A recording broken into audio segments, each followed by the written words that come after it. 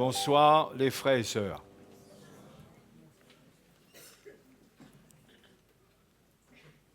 Vous allez bien?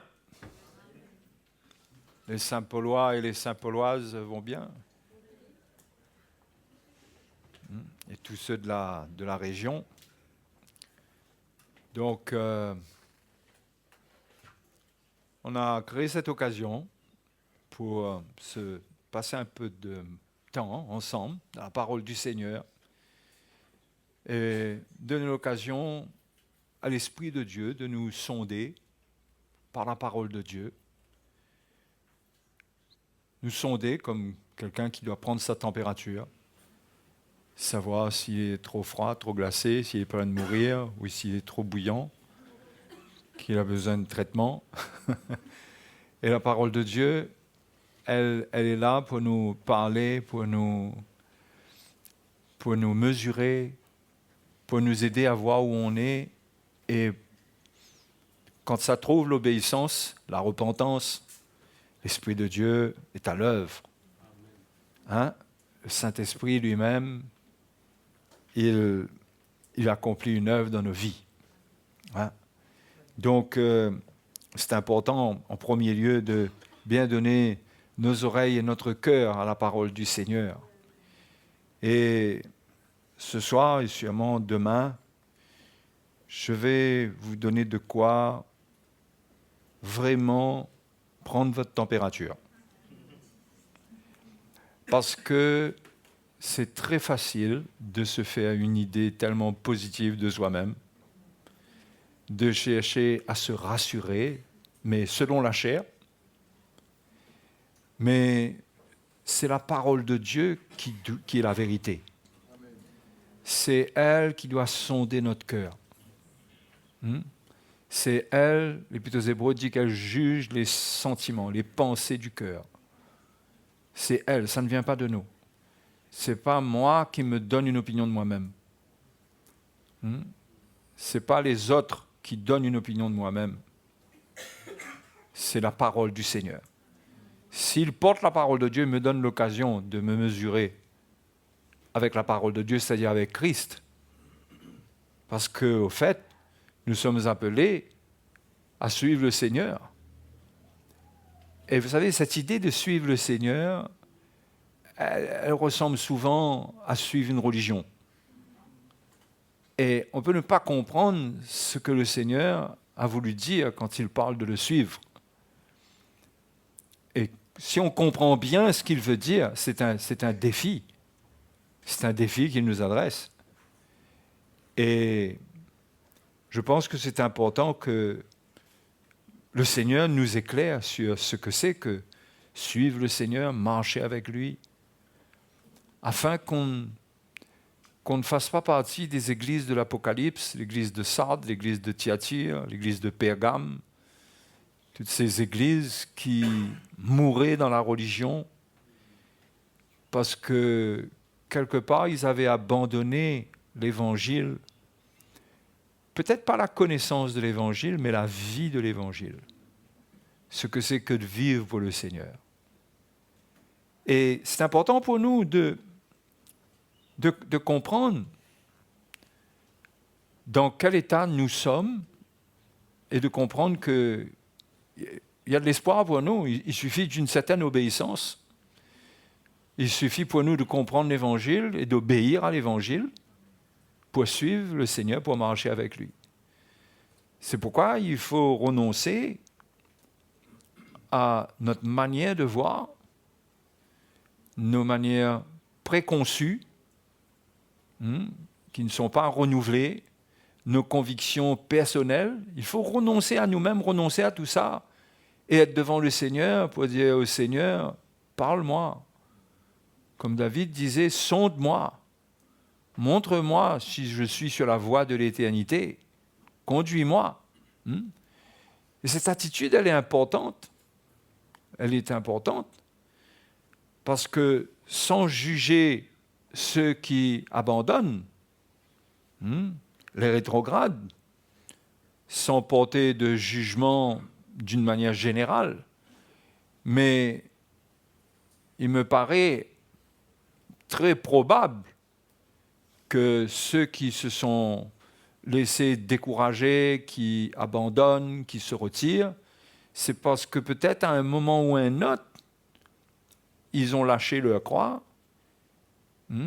ils ont refusé l'œuvre de Dieu dans leur vie, ils se sont battus par leur propre force contre des situations, ils n'ont pas su régler avec l'Évangile leur situation, et ça a produit une certaine mort spirituelle en eux,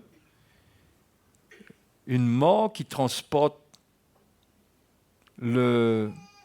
quelque part, je ne sais pas s'il faut dire le dégoût de la vie chrétienne, mais en tout cas, on n'a plus cette saveur, cet amour pour le service de Dieu.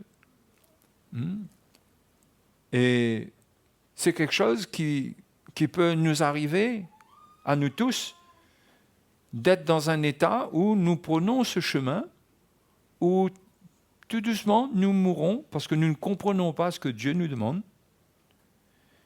Et au final, on peut se décourager de la vie chrétienne et abandonner les voies de Dieu. Parfois, il y a des chrétiens qui disent « Ah, c'est le Seigneur, si le Seigneur m'aimait, je ne serais pas dans telle situation. » Mais ils ne réalisent pas leur état. Que ce n'est pas une question que Dieu les aime ou les aime pas, c'est comment ils répondent à l'Évangile. Notre état spirituel, mes frères et mes sœurs, c'est quand même le résultat de notre obéissance ou de notre désobéissance. Ça ne veut pas dire que, bien sûr, tout de suite, vous avez des gens qui sautent là-dessus et qui disent « Ouais, mais on est sauvé par la grâce, pas par les œuvres et tout ça. » Mais la parole de Dieu est claire, que l'affection de la chair, c'est la mort. Et il parle à des chrétiens. L'affection de la chair, c'est la mort. Donc, nous devons faire attention d'être séduits par notre chair au point de l'affectionner, de l'aimer, d'être redevable à elle et de lâcher notre croix parce que la chair n'aime pas la croix. Et dans ce cas, la Bible dit l'affection de la chair, c'est la mort. Mais moi, j'aimerais me laisser conduire par le Seigneur pour vous encourager, vous exhorter à prendre un certain chemin qui est simple, qui n'est pas compliqué, que ce n'est pas de la compréhension théologique à un niveau qui demande de faire des études ou qui demande là des années de suivi de l'Église. Mais l'Évangile est simple. L'Évangile est un appel simple. Et quand le Seigneur appelait les hommes de son époque, il comprenait. Il leur parlait de le suivre. Ce n'était pas compliqué. Ce n'était pas aller faire des études, aller faire ceci, aller faire cela. Il leur demandait de le suivre. Et même si tout ce que le Seigneur disait ensuite, enseignait, c'était profond, parfois c'était mystérieux, mais il y a une chose qui était capitale, il fallait comprendre qu'il faut le suivre. Et en tant que chrétien, il y a quand même un ou deux points, je ne sais pas s'il faut dire un point, mais qu'il faut bien comprendre et qu'il faut que ça soit réel dans notre vie. Et nous allons lire dans l'épître de Jean. OK? Vous êtes prêts? Votre cœur est prêt? Par une deux rafales de vent? Gentiment, mais c'est l'Évangile. Il ne s'agit pas là de se tenir là et de se condamner. Si on se condamne, ça veut dire quoi? Quelle est notre attitude? Quelle est notre sincérité? Si c'est pour victimiser. Nous sommes des enfants de Dieu, nous avons besoin que Dieu nous parle. Et pas sortir de là, se condamner, être découragé, mais au contraire, être heureux que Dieu nous parle. Et s'il nous châtie, c'est la preuve même de son amour. Et que s'il n'y a même pas de châtiment, c'est à se demander, la Bible nous dit au contraire, c'est là qu'il faut se demander si on est des fils légitimes. Oui. Donc c'est bon d'avoir de quoi se remettre en question et de ne pas se complaire en nous-mêmes. Et on va lire dans 1 Jean, et le chapitre 3, je vous avais donné le chapitre ? Chapitre 3, verset 11. Car ce qui vous a été annoncé et ce que vous avez entendu dès le commencement, c'est que nous devons nous aimer les uns les autres. D'accord ? Vous savez, quand Jean parle de l'amour et qu'il prend cela des paroles du Seigneur, parce que Jean a rapporté beaucoup, c'est lui qui rapporte le commandement du Seigneur, qui dit qu'il faut « aimez-vous les uns les autres comme je vous ai aimé ». Et on a tendance à prendre ça un peu à la légère, vous savez. Ou bien tout de suite, moi j'aime mon prochain, j'aime le Seigneur. Mais il faut peut-être que le Seigneur nous montre si cela est vrai. Non ? Nous devons nous aimer les uns les autres et ne pas ressembler à Caïn qui était du malin et qui tua son frère. Alors, vous savez, le piège, là, vous savez, c'est quoi ? C'est que, nous, on s'aime les uns les autres parce que, en tout cas, on n'est pas comme Caïn. On ne va pas tuer personne. Conclusion, on est dans cet amour qu'on doit avoir. Pas trop vite. Il ne faut pas aller trop vite en la besogne. Et pourquoi le tua-t-il ? Parce que ses œuvres étaient mauvaises et que celles de son frère étaient justes. Ne vous étonnez pas, frères, si le monde vous hait.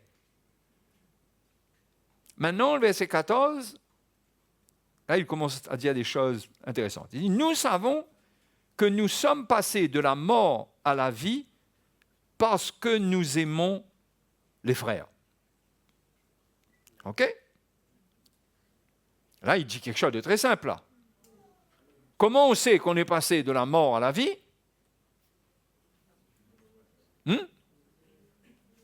Si nous aimons les frères. Les sœurs aussi sont inclus dedans. Bien sûr. Mais ça se résume dans les frères. Mais c'est valable pour tous les chrétiens. Et donc, quand un chrétien naît de nouveau, s'il dit qu'il est né de nouveau, il est passé de la mort à la vie. Et s'il est passé de la mort à la vie, ce qui doit être présent dans la vie, c'est l'amour. D'accord ? Et il n'y a pas de place, premièrement, pour la haine. Certainement pas. OK ? Mais on va voir, pas seulement à haïr. Mais aimer, ce n'est pas simplement ne pas haïr quelqu'un. On peut ne pas haïr quelqu'un, ça ne veut pas dire qu'on l'aime. D'accord ? Donc, nous savons, c'est-à-dire que c'est le test même, nous le savons. Nous savons que nous sommes passés de la mort à la vie parce que nous aimons les frères. Ça veut dire que nous sommes convertis. Nous sommes nés de nouveau. Au fait, toute conversion véritable, qui mérite son nom, le nom de conversion, doit être porteur de cet élément. De cet élément. Sinon, on passe mal le test. Oui? On passe mal le test. Mais je suis sûr que nous tous, du moins tous ceux qui ont fait l'expérience de la nouvelle naissance, parce que ce n'est pas parce que nous sommes tous là que nous sommes tous nés de nouveau. Peut-être on croit qu'on est né de nouveau et on ne l'est pas. Je dis peut-être, moi je ne suis pas là pour mettre un doute, mais c'est des questions tellement sérieuses qu'il faut les aborder parce que c'est des questions vitales. C'est notre éternité. L'enjeu, c'est notre éternité. Où on va passer notre éternité? Parce que celui qui ne naît pas de nouveau, il ne peut pas entrer dans le royaume de Dieu. OK? Et croyez-moi, la parole de Dieu ne parle pas d'une troisième catégorie de gens qui va subir une anesthésie éternelle. Parce qu'on reste vivant, existant. On existera toujours. Vous savez ça? Finalement, vous ne mourrez jamais. Votre corps va mourir, mais vous ne mourrez jamais. On a été créé à l'image de Dieu. Donc, on vit éternellement. Donc, la question d'être né de nouveau, d'être passé de la mort à la vie, c'est très important pour tout homme. Et pour tout chrétien qui se dit chrétien, qui se nomme chrétien. Donc, Jean, lui, c'est spécial son évangile, parce que c'est un évangile qui donne beaucoup de... C'est un laboratoire, c'est le laboratoire de l'enfant de Dieu pour faire ses tests de nouvelle naissance. Il doit retrouver son ADN d'enfant de Dieu là-dedans. Et l'amour est un point que nous devons considérer à la manière du Seigneur. L'amour n'est pas un sentiment. Ce n'est pas juste un sentiment. Vous comprenez? Moi, je vous dis, la parole de Dieu ne définit pas l'amour de Dieu comme un sentiment. Même si ça produit un sentiment, parce que quand on aime, on a quelque chose dans notre cœur qui nous fait ressentir l'amour de Dieu pour quelqu'un. Il n'y a pas de problème.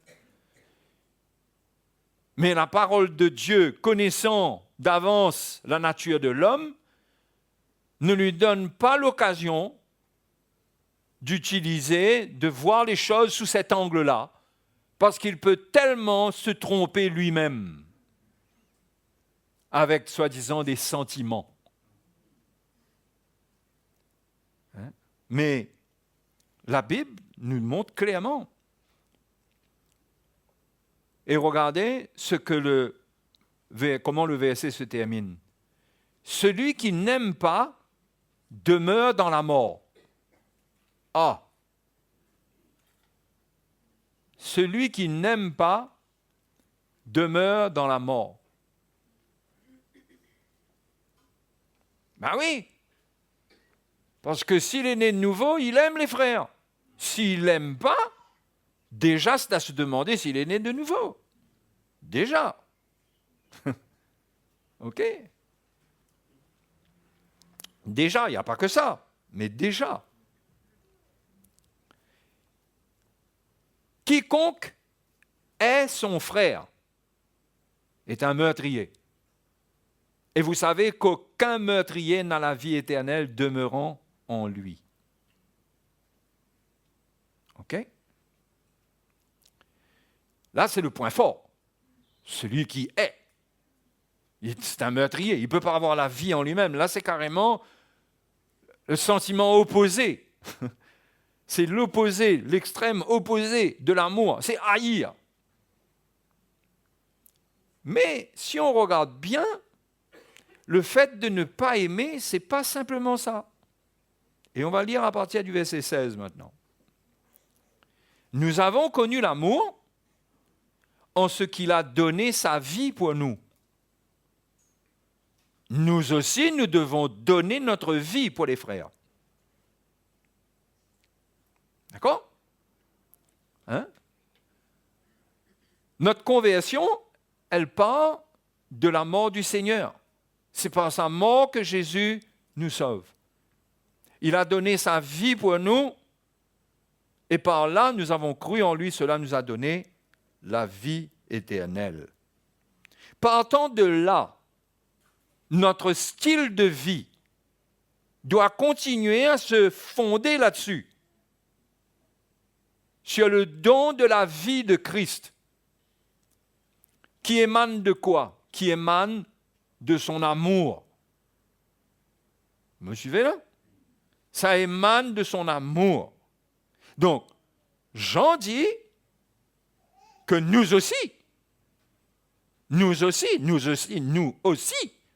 ça veut dire comme le Seigneur. Comment est-ce que nous avons connu l'amour? En ce qu'il a donné sa vie. Aimer, c'est faire connaître l'amour. Vous êtes d'accord? Quand nous aimons quelqu'un, c'est lui faire connaître notre amour. C'est vrai ou c'est pas vrai? OK? Et comment est-ce que Jésus nous fait connaître son amour? Comment? En donnant sa vie. Donc, nous aimer les uns les autres, c'est faire connaître notre amour, c'est-à-dire l'amour de Dieu qui est en nous, c'est que nous le manifestons. Comment? Comme le Seigneur. Il a donné sa vie. Il ne nous a pas aimés par un sentiment. Il n'a pas dit, ils font pitié. Ils sont malheureux. À plusieurs reprises, il a eu de la compassion. Il a dit qu'ils sont comme des brebis qui n'ont pas de berger. Ils sont languissants. Le Seigneur a même pleuré sur Jérusalem, qui ne comprenait pas ce qu'il était venu faire pour eux. Mais le Seigneur n'est pas resté là. Parce que ça, ce n'était pas l'amour qui sauve, ça. D'accord? Ça, ce n'est pas l'amour qui sauve. Dieu veut que nous manifestions l'amour qui secourt, qui sauve. Hein? C'est ça qui compte pour le Seigneur. Et on peut se bâtir une religion dans laquelle nous n'avons rien contre personne. C'est déjà mieux que d'en avoir contre tout le monde. Mais quand on n'a rien contre personne et on reste dans la chair, on ne tarde pas à avoir des choses contre les gens. Parce que la nature de la chair n'arrive pas à rester tranquille. Si on vit selon la chair, Paul dit les œuvres de la chair. Si la chair vit, il y a les œuvres de la chair. Et il y a les disputes, les inimitiés, les calomnies, il y a toutes sortes de mauvaises choses dans la chair. OK? Il suffit d'un piège de l'ennemi, d'une situation, et voilà, c'est parti. Donc, nous sommes appelés à faire connaître l'amour comme le Seigneur a fait connaître l'amour de Dieu. C'est-à-dire en donnant notre vie. C'est simple, hein? Vous me suivez, là? Oui, ce n'est pas de la grande théologie qui demande d'aller faire 4 ans d'études, là. Non, on est sur des trucs, là. Quelqu'un vient d'arriver, là, il comprend ça, tout de suite, là. Comment Jésus nous a aimés? Il a donné sa vie. Il ne nous a pas aimés. Il n'a pas passé 3 ans, 4 ans, 10 ans, 20 ans à avoir de la compassion, à pleurer sur Jérusalem. Non. 3 ans et demi. 3 ans et demi, et il a donné sa vie. Et c'est pareil pour nous. Nous aussi, nous devons donner notre vie pour les frères. Et là, Jean donne un exemple. C'est un exemple pour illustrer ce qu'il dit, il fait comprendre. Il dit, si quelqu'un possède les biens du monde et que voyant son frère dans le besoin, il lui ferme ses entrailles, comment l'amour de Dieu demeure-t-il en lui? Donc, vous comprenez que Jean a dit quelque chose qui est fort. Il a dit, celui qui n'aime pas demeure dans la mort. Vous vous souvenez? Celui qui n'aime pas demeure dans la mort. Donc, un chrétien qui n'aime pas, c'est un chrétien qui reprend le chemin de la mort. C'est ce que Paul appelle l'affection de la chair, c'est la mort. Ça ne veut pas dire qu'il n'est pas sauvé. Quoique ça peut mal finir. D'accord? Ça peut très mal finir. Mais ça parle de son état. Il n'a pas de vie. Il n'a pas de vie. Pour avoir la vie, il faut donner sa vie. Voilà. On peut finir notre séminaire là même.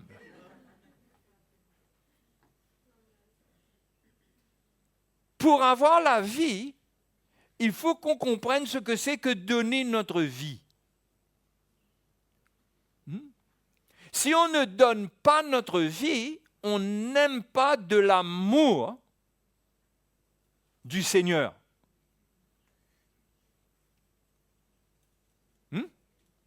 Si on ne donne pas notre vie pour les frères,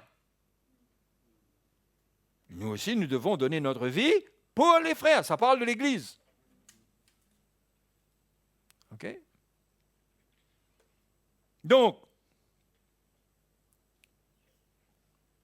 nous devons nous rassurer que ce genre d'amour qui a amené Jésus à la croix, c'est un don de sa vie, écoutez bien, à cause du don de sa vie par l'amour qu'il avait, il n'est pas resté dans la mort. Il est ressuscité. Est-ce que vous comprenez là? Et le chrétien qui n'aime pas de l'amour du Seigneur, comme le Seigneur l'a aimé, s'il n'aime pas de cet amour où il doit donner sa vie, mais il retient sa vie. Et là maintenant, vous pouvez comprendre mieux cet inversé.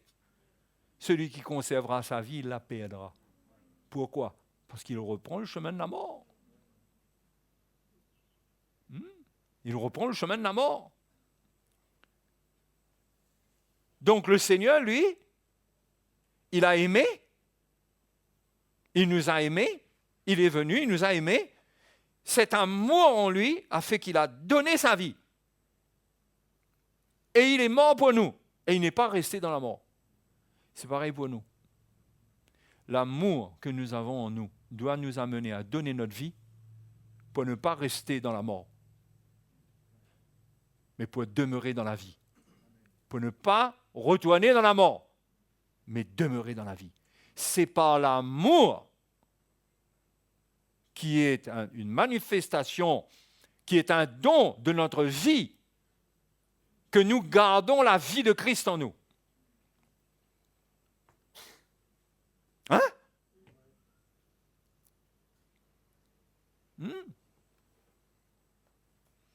C'est pourquoi, quand Jean dit celui qui n'aime pas, il parle bien sûr de celui qui a une haine, qui a des mauvais sentiments, qui en veut à son frère, mais il parle aussi de celui qui ne donne pas sa vie.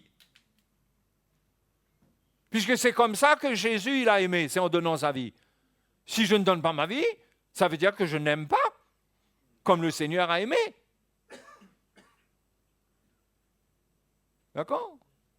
Donc, mes frères et mes sœurs, on peut être qui on veut. Mais si on ne donne pas notre vie,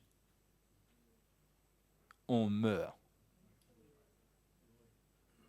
Et notre mort, notre état de mort spirituelle est à l'origine de la plupart des problèmes que nous avons avec nous-mêmes. Nous condamner, ne pas être bien, être dans cette chair, être en compétition, être jaloux, toujours avoir à redire, critiquer, tout ça c'est un état charnel. Du fait qu'on ne donne pas notre vie pour aimer, on ne donne pas notre vie dans le même chemin que le Seigneur. C'est pourquoi Jésus dit prendre notre croix pour le suivre. On peut devenir un spectateur chrétien. Ah, on trouve bien le message. Ben oui, le message, il est bien. Encore heureux. Sinon, peut-être que beaucoup d'entre nous ne seraient plus là. Peut-être, hein? Je dis bien peut-être. Mais le but, c'est pas que le message est joli. C'est pas que le message a du sens. C'est pas que le message témoigne à notre cœur. Ben, c'est ça qu'il faut faire. Le but, c'est de faire. Parce que c'est quand je pratique que moi aussi, je ne vais pas retourner à la mort, mais je demeure dans la vie avec lui.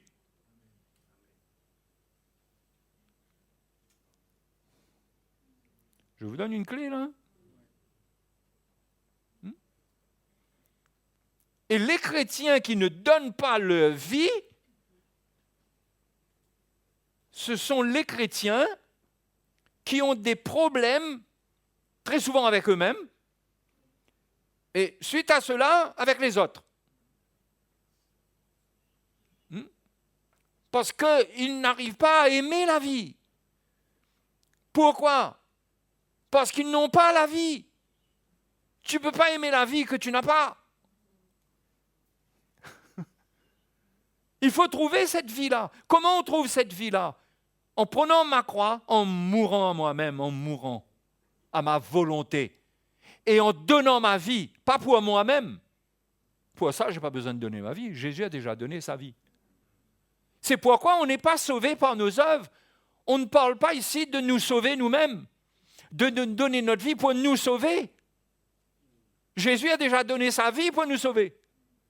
Mais ça nous parle de donner notre vie, non pas pour nous-mêmes. Nous, c'est fait. Nous sommes justifiés, nous avons la vie éternelle. Si nous avons fait la paix avec Dieu, si nous sommes nés de nouveau, c'est fait. Mais quel état nous transportons maintenant? Et ça dépend de ce que je fais avec ma vie. Et beaucoup de chrétiens essayent de comprendre la vie chrétienne. Ils passent leur vie à vouloir comprendre. Pour eux, la vie chrétienne, c'est comprendre. C'est comprendre la Bible, c'est comprendre le message. Et quand il n'y a que ça, il y a un moment où ils ne comprennent plus rien. Il y a un moment où ils sont embrouillés. Parce qu'ils ne sont pas satisfaits. Parce que ce n'est pas la connaissance qui nous satisfait. C'est avoir la vie en nous. C'est avoir la vie en nous qui satisfait notre cœur. Et si on veut avoir un cœur comblé, il faut que l'amour de Dieu demeure dedans.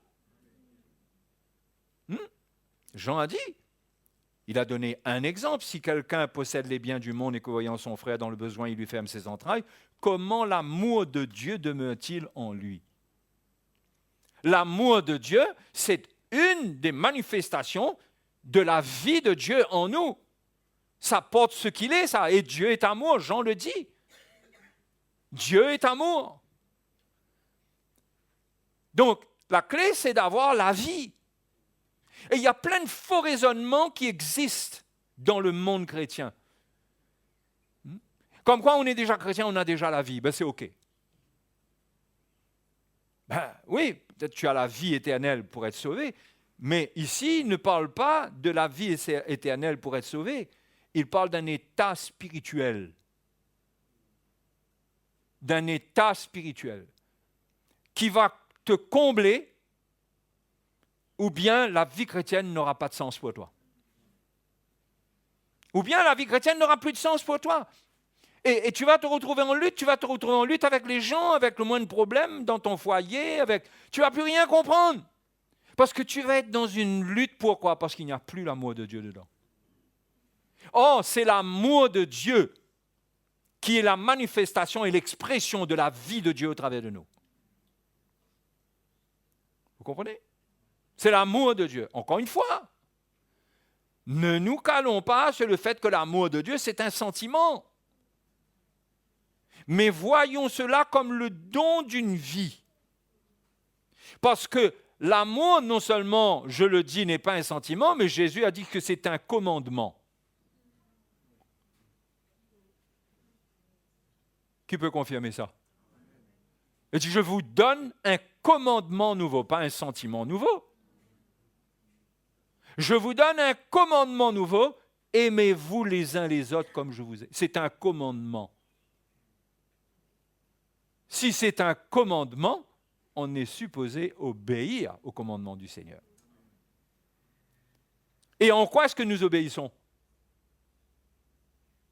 En ne nous posant pas de questions, en donnant notre vie. Nous sommes conduits par l'Esprit, nous avons le Saint-Esprit si nous sommes nés de nouveau, et Dieu témoigne à notre cœur. Là, par exemple, il y a un exemple. Tu as de quoi faire du bien, un frère dans le besoin. Qu'est-ce que tu fais là?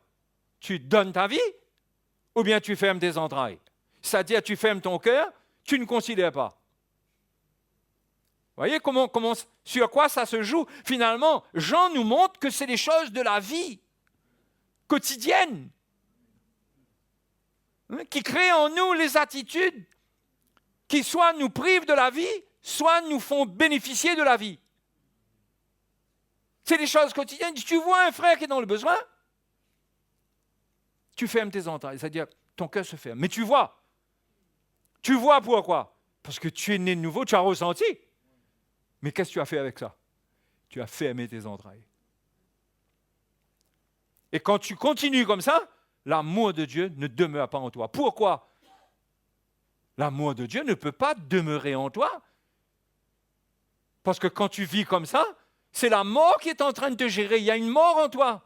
Parce que tu ne réponds pas à l'amour qui est le don de la vie. D'accord? Et l'amour, c'est la manifestation de la vie du Seigneur.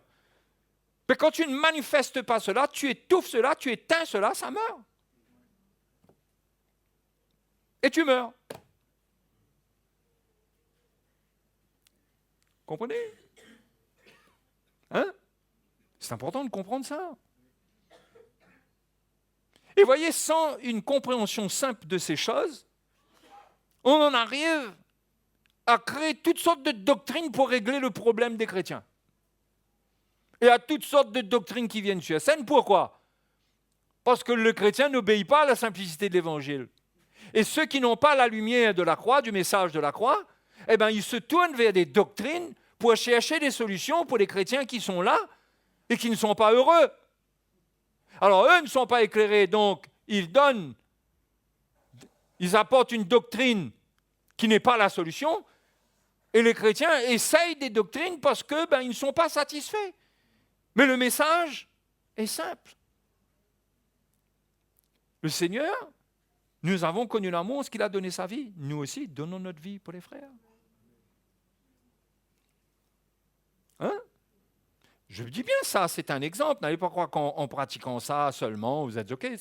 C'est pas la lettre, ça c'est un exemple. Mais en tout cas, ça nous montre bien qu'il s'agit de notre vie de tous les jours. De notre vie de tous les jours. Ça peut être concernant la prière, ça peut être que l'Esprit de Dieu te met à cœur de jeûner, ça peut être n'importe quoi. Oui, ça peut être un soutien financier, mais ton cœur, dans ton cœur, tu veux que la vie coule de ton cœur. Et comment est-ce que la vie va couler de ton cœur et va être renouvelée en toi? Quand tu manifestes l'amour. Si tu ne manifestes pas l'amour, la vie est bloquée. Et vous savez, par nature, la vie, quand elle ne passe pas, c'est plus la vie, c'est la mort.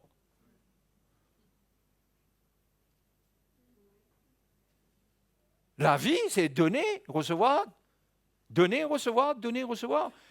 Le souffle de la vie, c'est ça, non? C'est pas ça?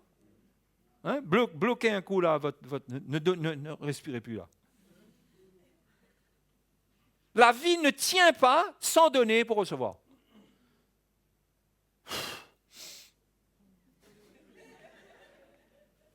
S'il n'y a pas ça, il y a une mort. Et spirituellement, c'est le même principe. Quand on arrête de donner la vie, on meurt spirituellement. Sauf que si vous arrêtez de respirer, au bout de quelques minutes, vous mourrez. Mais spirituellement, ce n'est pas au bout de quelques minutes que vous mourrez. Oui. C'est un état qui vous prend au fur et à mesure. Et vous êtes à l'article de la mort, c'est comme si vous retournez, vous êtes à 20 km du cimetière, et vous retournez vers le cimetière, pour votre propre enterrement. Mais jusqu'à ce que vous arriviez là-bas, vous êtes vivant. Vous comprenez? L'image vous choque?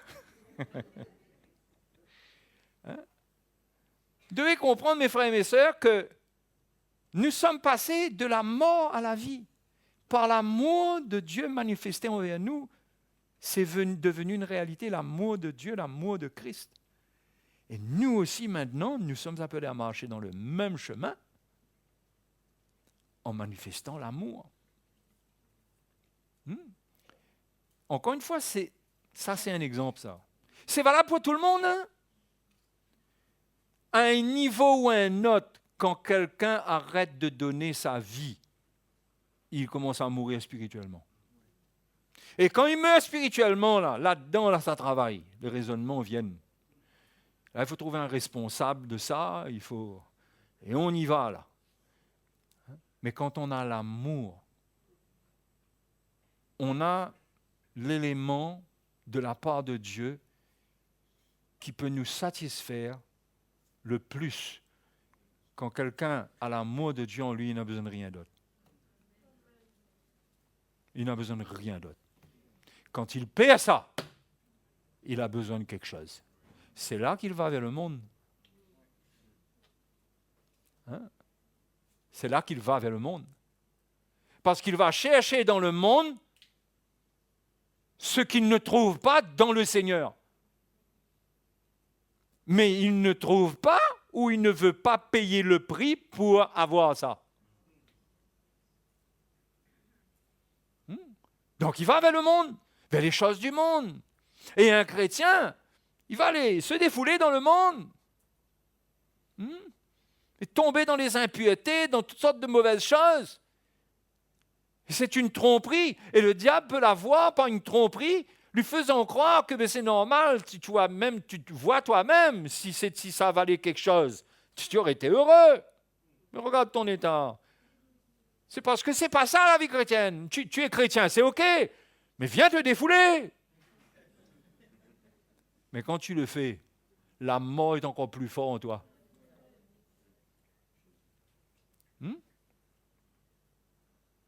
Donc un chrétien, mes frères et mes sœurs, c'est quelqu'un qui aime et qui donne sa vie. Il donne sa vie, c'est la preuve de l'amour de Dieu. Quand il donne sa vie en imitant le Seigneur, l'amour du Seigneur est en lui. OK? Et je le dis encore, c'est valable pour tout le monde. Un jeune dans sa maison, c'est des petites choses. Qui voit un besoin, qui ne participe pas. Mais comment l'amour de Dieu va-t-il demeurer en lui si il ne soutient pas là où il y a de la souffrance? Mais parfois, on ne voit pas la souffrance, c'est ça le problème. On est devenu un peu insensible. On ne voit pas qu'il y a des gens qui payent un prix pour nous. Donc, on ne répond pas à ce qui est juste devant Dieu, parce que c'est une question de justice. C'est juste devant Dieu que là où je vois quelqu'un souffrir et que moi, je peux faire quelque chose, c'est juste devant Dieu que je fasse cela. Et Dieu compte sur moi pour le faire. OK? C'est comme celui-là, là. C'est juste que s'il a de quoi faire et qu'il a quelqu'un qui est dans une souffrance et que lui, il a de quoi faire. Tout ça, c'est conduit par l'esprit aussi. Hein? C'est pas juste... c'est pas se mettre à la porte là, avec notre carnet de chèques là, et dire qui a besoin. Hein? Hein? Non, non, non. C'est Dieu qui gère tout ça. Mais Dieu te montre. Dieu te montre. C'est pas quelqu'un là qui est dans le besoin, il est frustré. Parce qu'il voit tout le monde rentrer. Celui-là, il a des chaussures en cuir. L'autre vient d'arriver dans sa grosse voiture. L'autre, ceci, l'autre, cela. Et moi, regarde. Non. Parce que celui qui est dépourvu, si lui aussi est dans la bonne attitude, il est heureux. Hein? Donc, c'est pas quelqu'un vient faire pitié et automatiquement, là, parce qu'il fait pitié, on va faire quelque chose. Hein? C'est pas cet esprit-là qui règne dans le royaume de Dieu. Mais maintenant, l'Esprit de Dieu peut toucher notre cœur pour certaines situations. Okay? Donc, c'est comme ça pour tout le monde. Là, je viens de donner l'exemple des jeunes. C'est comme ça pour tout le monde. Et les aînés doivent faire attention. Parce qu'on n'a plus trop de force, on ne donne plus notre vie. Hein? On va mourir. C'est la même chose, on va mourir. On va affectionner notre chair, on va se retrouver chez nous, dans notre fauteuil. Mais on peut prier, on peut faire des choses. Il y a bien un don de notre vie, quelque part, dans une certaine mesure. Parce que Dieu est juste, Dieu sait qu'est-ce que nous pouvons donner. Dieu sait, mais jamais il faut accepter d'être à un stade où on n'a plus rien à donner. Je parle de notre cœur, de notre vie. Ce jour-là, nous serons malheureux, nous serons misérables. Donc, il s'agit d'un état spirituel qui est comblé et qui plaît à Dieu. Regardez le verset 18. Regardez le verset 18. Vous voyez, rien que ça, là. Là, il y a un test encore, là. Petits enfants, n'aimons pas en parole et avec la langue, mais en action et avec vérité. Waouh! Facile d'aimer avec la langue. Non, il faut le dire, nous tous. C'est très facile, non? C'est hyper facile d'avoir un langage de l'amour chrétien. Mais Jean dit, c'est pas ça qui va te donner la vie. C'est pas ça qui va te garantir que tu restes dans la vie. C'est que si tu aimes avec action et avec vérité. En action et avec vérité. Par là, nous connaîtrons, regardez, par là, nous connaîtrons que nous sommes de la vérité et nous rassurerons nos cœurs devant lui. Waouh! Moi, je croyais qu'il suffisait de lire beaucoup la Bible et prier pour avoir un cœur qui est rempli d'assurance. C'est pas ce que j'enseigne. Il dit que c'est pratiquer l'amour en action avec vérité. C'est comme cela que nous connaissons que nous sommes de la vérité. Et on a besoin de connaître qu'on est de la vérité. Par les moyens que Dieu nous donne de mesurer si nous sommes dans la vérité. Pas en nous faisant des illusions, en portant des fruits contraires. Pas en aimant avec la langue.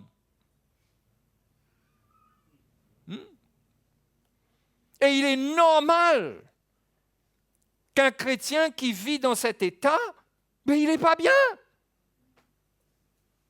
Il n'est pas bien, son cœur n'est pas rassuré. Il ne sait même plus s'il est de la vérité lui-même, il est comme on dit, effafouillé, embrouillé, désorienté. C'est là que l'ennemi rôde comme un lion rugissant cherchant qui dévorer. Quand il sent l'odeur de la mort chez un chrétien, là, il sait qu'il y a quelque chose qu'il peut faire là, avant de dévorer ce chrétien-là.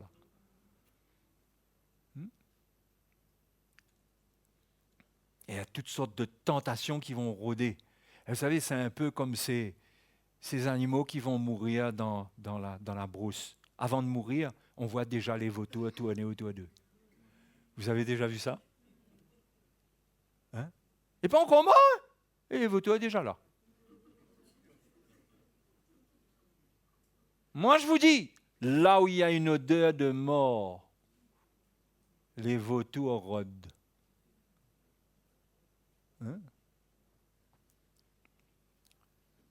Et ce qui est embêtant, c'est que, en vivant comme ça, notre cœur n'est pas rassuré. Et quand notre cœur n'est pas rassuré, vous savez ce que ça veut dire? Ça veut dire qu'on est en train de perdre la foi. Ah ben oui! Ça veut dire que quelque part, on n'a plus une foi entière dans l'Évangile. Parce qu'on n'a pas le fruit de l'Évangile qui nous est annoncé. On finit par douter, par être fatigué.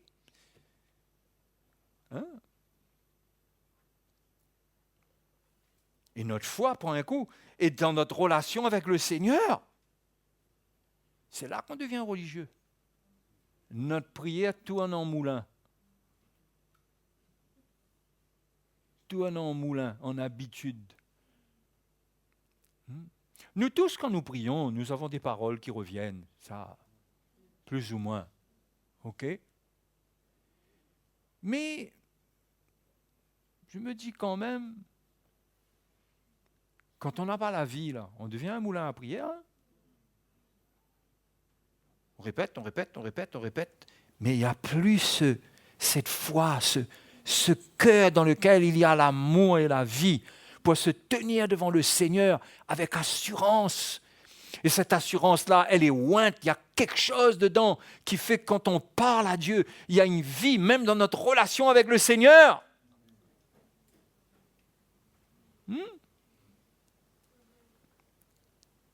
Donc il faut rassurer notre cœur. Car si notre cœur nous condamne, Dieu est plus grand que notre cœur et il connaît toutes choses. Hein? Il ne sait pas, lui, que tu ne donnes pas ta vie. Il sait pourquoi tu es en train de lutter là, même pour prier. Il sait pourquoi. Parce que tu n'as pas la vie du Seigneur en toi. Pourquoi? Parce que tu n'aimes pas. Tu n'aimes pas ton frère, tu n'aimes pas ta sœur. Tu n'aimes pas l'Église. Et là, je ne parle pas d'aimer, encore une fois, comme une femme qui aime son mari ou un mari qui aime sa femme. Je t'aime. Même ça, la Bible dit que le mari doit livrer sa vie pour sa femme. Parce qu'un bouquet de fleurs, là, ça fane vite, ça.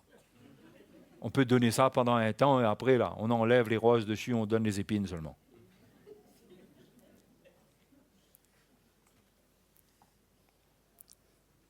Donc Dieu est plus grand que notre cœur. Il connaît toutes choses. Mais cependant, regardez ce que Jean dit au verset 21. Si notre cœur ne nous condamne pas, nous avons de l'assurance devant Dieu. Hein? Et c'est ça le chrétien. C'est ça qui fait qu'il est établi, il va de l'avant parce qu'il a une assurance devant le Seigneur. Il y a quelque chose qui l'anime. Qui est le résultat de sa vie donnée par amour. Par l'amour de Dieu en lui, il donne sa vie. Donc, il y a un moteur qui est en route, qui est en lui. Qui le pousse. Et il est satisfait, il a de l'assurance. Avoir de l'assurance, c'est qu'il est comblé. Il est satisfait. Vous savez, parfois, nous-mêmes, quand on manque de vie, on peut ne pas comprendre la consécration des autres. Si on ne donne pas notre vie pareil, on peut trouver qu'ils exagèrent, on peut trouver beaucoup de choses. On devient critique à l'égard des autres. Et si on vient dans le même chemin et on s'associe, et qu'il y a des moments où on va souffrir ensemble, et il y a des moments où on va se réjouir ensemble.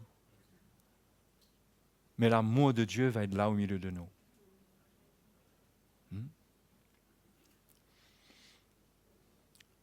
Lisons le verset 22. Quand on a l'assurance devant Dieu, qu'est-ce qui se passe? Quoi que ce soit que nous demandions, nous le recevons de lui. Oh, vous voyez là? Comment là, votre vie avec Dieu, votre relation avec Dieu, elle change. On est d'accord? Il y a un changement là, puisque là, quoi que ce soit que tu demandes, tu le reçois de lui. Et ça vient d'où ça? Ça vient de l'amour qu'on manifeste en donnant notre vie pour les frères.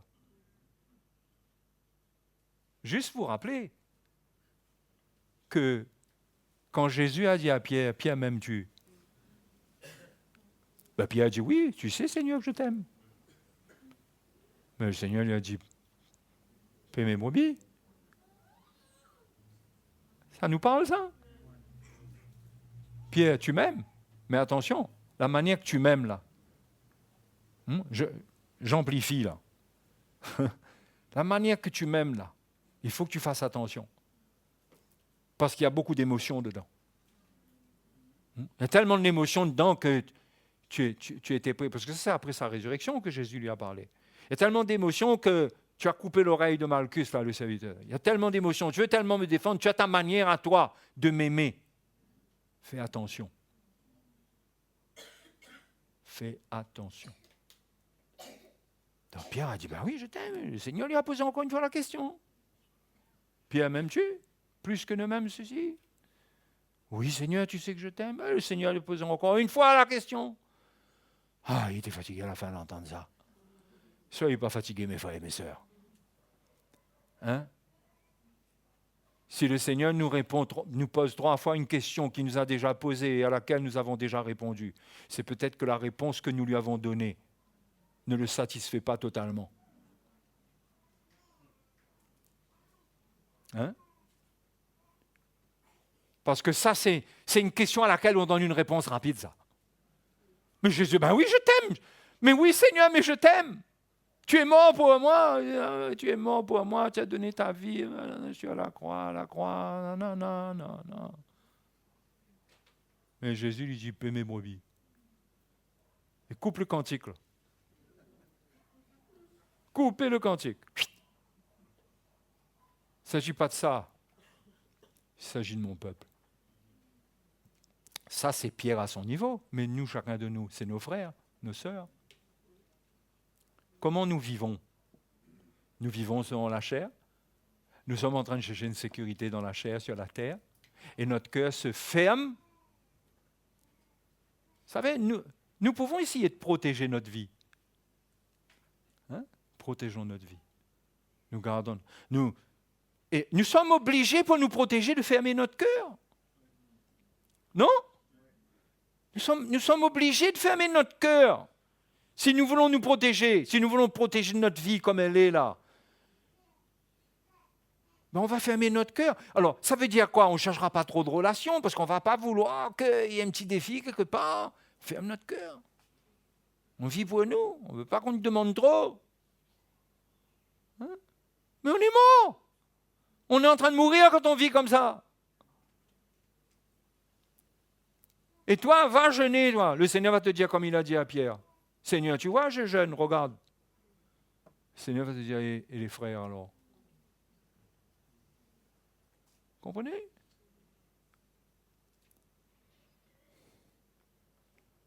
Quoi que ce soit que nous demandions, nous le recevons de lui. Hein ? Mais quelqu'un qui a l'amour de Dieu en lui, là. Quelqu'un qui a l'amour de Dieu en lui, il est concerné par les besoins des autres. Parce que c'est ça l'amour de Dieu. L'amour de Dieu ne te fait pas encore continuer à venir devant Dieu pour demander plus d'argent, plus de biens. Hein? Seigneur, rouvre le chemin pour que mon terrain agrandisse encore là.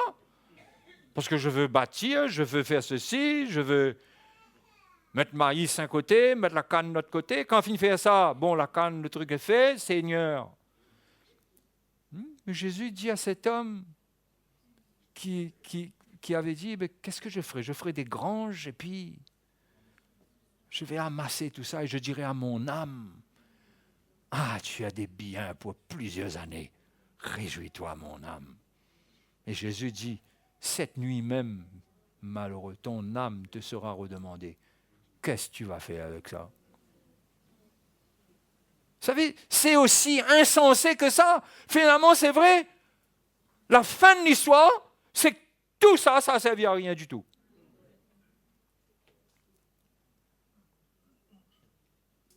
C'était mieux de marcher selon l'amour, de considérer l'amour de Dieu. Donc, quelqu'un qui prie avec l'amour de Dieu, qui est en train de donner sa vie, il désire quoi, lui ? Il désire être équipé pour prendre soin des autres. Il désire être équipé pour secourir les autres. Ce n'est pas seulement de l'argent, je ne parle pas d'argent là. À tous les niveaux, il veut être équipé, il cherche à Dieu, il demande à Dieu, il dit Seigneur, je veux les manifestations de l'Esprit, parce que l'Église en a besoin. Le monde en a besoin. Je veux cela.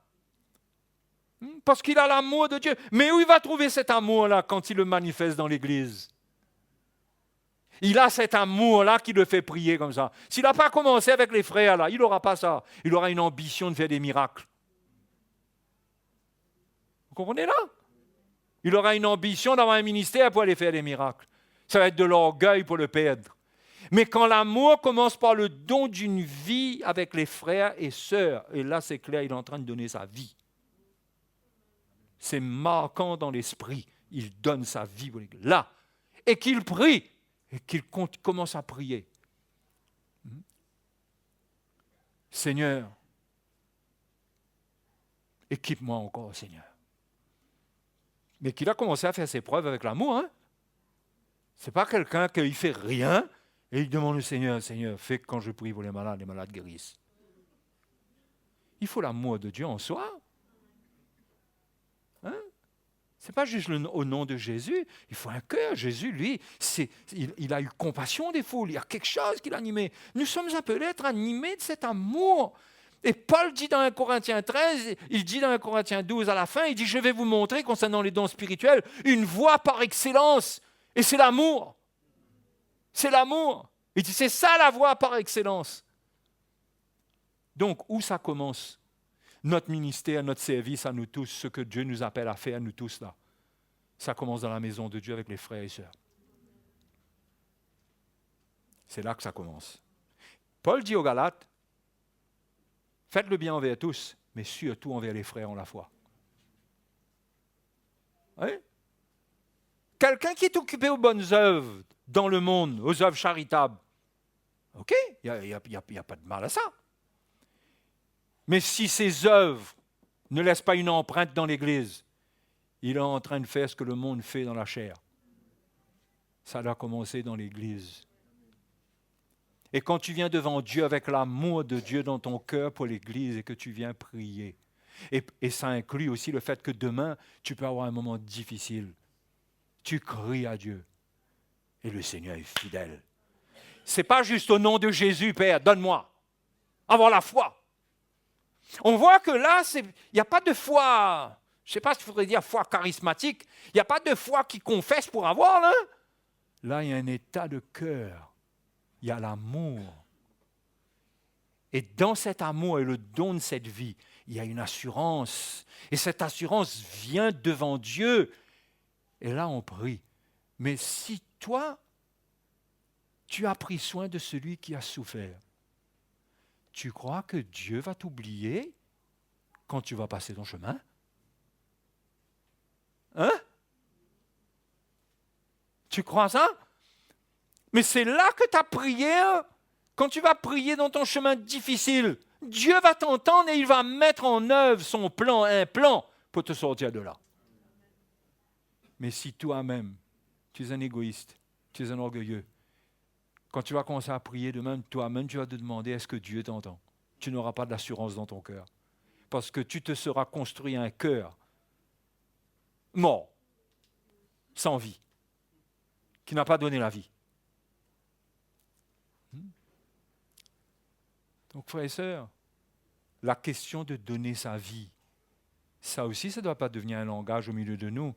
Ça doit devenir une réalité dans la vie de chacun de nous. Où est-ce que vous donnez votre vie?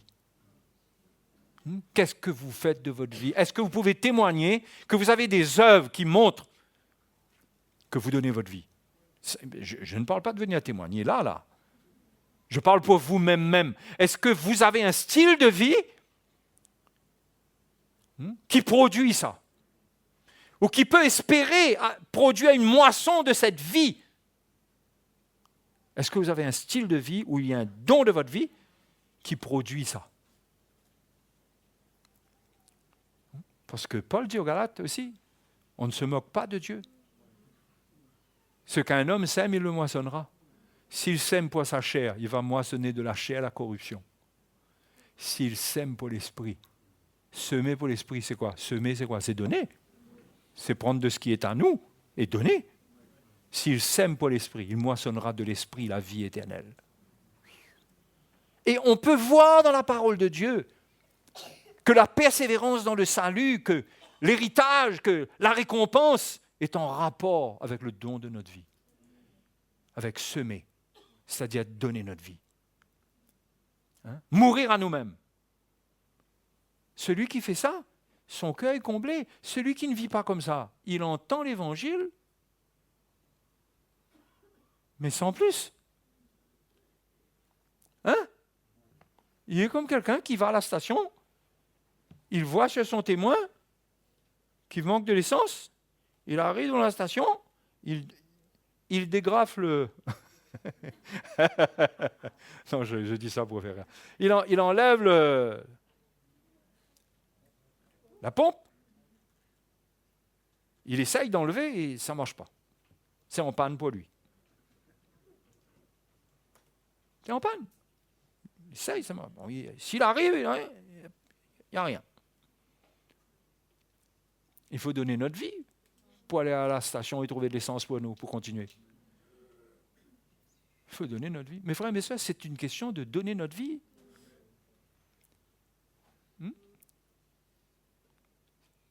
Si vous ne donnez pas votre vie, allez lire et méditer Galates 5, 19. Et vous trouverez soit votre présent actuel, soit votre devenir dans quelque temps. Vous allez le trouver. Le péché. Le péché, l'amour du monde, les conflits, la guerre. Hein? Ça ne veut pas dire qu'un chrétien, il n'a aucun problème. Mais quand il a la vie et il a l'amour supporte tout. L'amour ne soupçonne pas le mal. L'amour croit tout. L'amour excuse tout. Il a des armes extraordinaires pour ne pas être vaincu. Hein? Mais s'il n'a pas cet amour-là, il a quoi? Il a un amour qui dit moi je ne supporte plus ça, moi. C'est fini là. Je sens que j'arrive plus à supporter. Où est l'amour alors? L'amour ne soupçonne pas le mal. Là, je commence à regarder, là, à voir la faute, là, à voir où est-ce qu'il y a un problème. L'amour n'est pas comme ça. L'amour ne soupçonne pas le mal. OK? Et croyez-moi, je n'ai pas fini de vous dire ce que je dois vous dire pendant ce week-end. Demain, on va continuer, d'accord?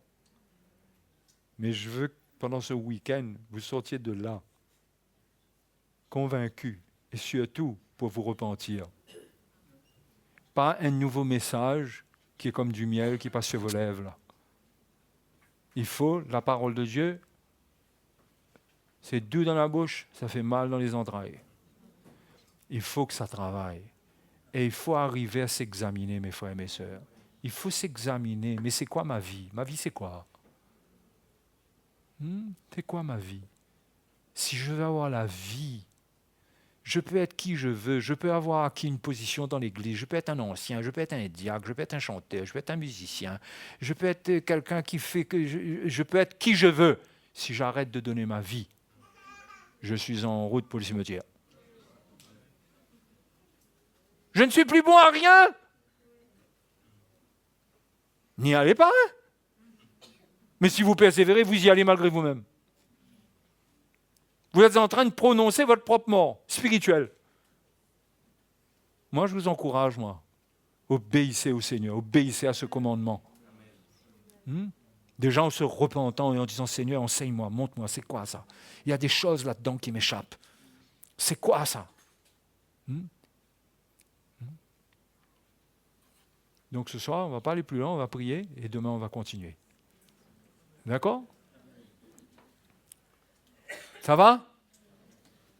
On veut être des disciples du Seigneur? Ou bien on veut être des religieux qui fréquentent une religion? Vous savez la religion où ça va vous mener? À la mort. À la mort. Découragé. Demain, il y aura des situations trop fortes. Il faut la vie de Christ pour affronter le monde, pour affronter les tentations, pour affronter les problèmes. Il faut cet amour et cette vie en nous. Et l'amour est un moyen pour nous de semer, afin qu'on garde cet amour-là et on garde cette vie-là. Alléluia. Je prie que cet évangile pénètre votre cœur en profondeur. Que vous puissiez comprendre que ce n'est pas une question d'apprendre la Bible par cœur. Quoi qu'il faut lire la parole de Dieu et la connaître au maximum. Mais ne soyez pas satisfaits d'être toujours en train d'apprendre. Vous réalisez que si vous allez passer votre vie à faire des études, ne travaillez pas donc. Mais vous allez être fatigué. Il y a un moment là, vos yeux vont être creux, vous étudiez. Non. Apprends un petit bout, pratique un petit bout. Apprends un petit bout, continue à pratiquer. C'est ça avec le Seigneur. On apprend, on pratique. Pendant qu'on pratique, on apprend. Et celui qui veut apprendre, il veut apprendre. Tes frères, il veut apprendre. Non, suffisant là pour ce soir. Va pratiquer. faut pratiquer. Allons nous mettre debout, allons remercier le Seigneur. Alléluia. Donc, on veut demeurer dans la mort ou on veut demeurer dans la lumière? Ou on veut demeurer dans la vie? Parce qu'on est converti. On est converti pour être dans la vie. On doit se poser la question, comment ça se fait que je suis converti, je suis né de nouveau, ça, il n'y a pas de doute. Mais je ne ressens pas cette vie. Où est-ce qu'elle est? Je suis mort. Et vous savez, quand vous êtes mort, un signe qui est très fort, vous savez c'est quoi? C'est le légalisme. Vous devenez sec. Vous devenez dur. Vous n'avez plus le cœur de Dieu. Vous avez la vérité comme un rasoir avec vous. Vous taillez, tranchez. Vous devenez légaliste. Mais quand vous avez l'amour, vous n'êtes pas légaliste, vous êtes patient. Vous n'agissez pas absolument tout de suite. Vous discernez. Parce que vous avez une vie en vous. Il faut chercher cette vie, les frères et sœurs. Il faut arrêter de se complaire en nous-mêmes, sur ce qu'on a acquis jusque-là. Ouais. Il faut continuer avec cette croix-là pour continuer à avoir la vie. Alléluia. Seigneur, merci, Seigneur. Tu nous révèles ta parole, Seigneur. Tu nous révèles ta grâce. Nous pouvons voir, comme dans un miroir, ce que nous sommes. Tu nous montres notre état. Et nous ne voulons pas nous tromper par de faux raisonnements. Nous ne voulons pas penser autrement que ce que ta parole nous montre. Mais nous croyons vraiment qu'il y a un manque du don de nous-mêmes. Tout d'abord pour l'Église, pour les frères, afin d'avoir encore plus de cette vie et de cet amour. Seigneur, amène ton peuple sur ce chemin. Rassemble tes brebis dans ce pâturage. Oh Dieu, révèle-toi à nos frères et sœurs, à tes enfants. Révèle-toi, que ta parole pénètre leur cœur, qu'ils mettent de côté leur raisonnement, leur réflexion à côté de ta parole, qu'ils acceptent ta parole comme elle est, qu'ils apprennent cela comme de vrais disciples, qui ne questionnent pas ta parole, mais qu'ils l'acceptent et que cela soit un moyen pour eux de s'examiner. Au nom de Jésus, je prie et te remercie. Merci pour ta main sur chacun de nous. Sur chacun de nous, tu nous donnes de quoi nous examiner. Comme tu l'as fait pour Pierre, tu le fais pour nous. Tu nous montres le chemin. Alléluia. Sois béni ce soir. Sois béni. Réveille nos cœurs pendant ce week-end. Que ce soit un réveil dans notre cœur, le réveil de l'amour. Le réveil de l'amour dans notre cœur pour te servir. Alléluia. Merci Seigneur. Merci Seigneur. Bénissons le Seigneur. Exprimons nos cœurs envers le Seigneur. Repentons-nous. Repentons-nous. Le Seigneur connaît toutes choses. Nous l'avons lu. Il connaît toutes choses. Il nous connaît là, nous tenons devant lui. Ne nous détournons pas de sa parole. Faisons cas avec sa parole ce soir. Considérons-la. Alléluia. Allons adorer le Seigneur. Alléluia.